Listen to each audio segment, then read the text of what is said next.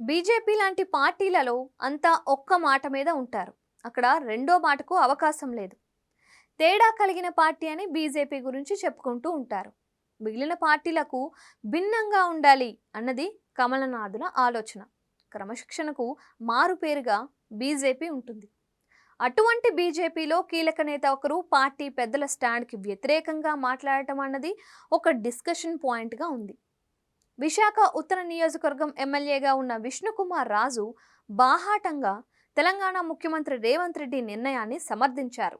ఆయన కాంగ్రెస్ సీఎంగా ఉన్న సంగతి ఇక్కడ గమనార్హం. ఆయన బెనిఫిట్ షోలను రద్దు చేయడం మంచి డెసిషన్ అని విష్ణుకుమార్ రాజు చెప్పడం, పైగా తన పార్టీ వారికి అది రాజకీయ కోణంలో కనిపించినా తాను మాత్రం రేవంత్ రెడ్డిని సమర్థిస్తున్నట్లు మీడియా ముందు చెప్పడం అన్నది పార్టీలో కొంత చర్చకు తావిస్తోంది.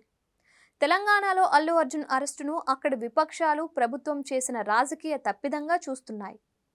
కేంద్ర స్థాయి బీజేపీ నేతలు కూడా ఇదే స్టాండ్ మీద ఉన్నారు. అయితే విష్ణుకుమార్ రాజు మాత్రం రేవంత్ రెడ్డిదే రైట్ అంటూ మాట్లాడటమే అంత ఆసక్తిగా చూస్తున్నారు. ఆయన 2 సార్లు ఎమ్మెల్యేగా గెలిచారు. ఏపీ శాసనసభలో బీజేపీ పక్ష నాయకుడు. ఆయన ఈ విధంగా మీడియా ముందుకు రావడం ద్వారా బీజేపీలో భిన్న అభిప్రాయాలు ఉన్నాయని చెప్పారు. దాంతో పాటుగా తాను సొంతంగా అభిప్రాయం చెప్పాను అని అంటూ పార్టీని కాస్త ఇరుకున పెట్టారని తర్కించుకుంటున్నారు.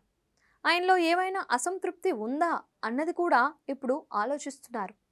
ఆయన సీనియర్ ఎమ్మెల్యేగా మంత్రి పదవిని ఆశించారు. అయితే ఆయనకు దక్కలేదు. తొలిసారి ఎమ్మెల్యేగా గెలిచిన వారికే ఇచ్చారు. రెండో మంత్రి పదవి బీజేపీకి ఇవ్వాలి అన్నది కూడా ఆయన ఇటీవల మీడియాతో మాట్లాడుతూ అన్న మాటలు. అవి కూడా వైరల్ అయ్యాయి. ఈ నేపథ్యం నుంచి చూసినప్పుడు ఆయన తన అభిప్రాయాన్ని బయటకు చెప్పడం ద్వారా బీజేపీ తెలంగాణలో రేవంత్ రెడ్డికి వ్యతిరేకంగా ఈ ఇష్యూలో చేస్తున్న రాజకీయ పోరాటాన్ని కొంత పలుచన చేసినట్లుగా ఉంటుంది అని అంటున్నారు.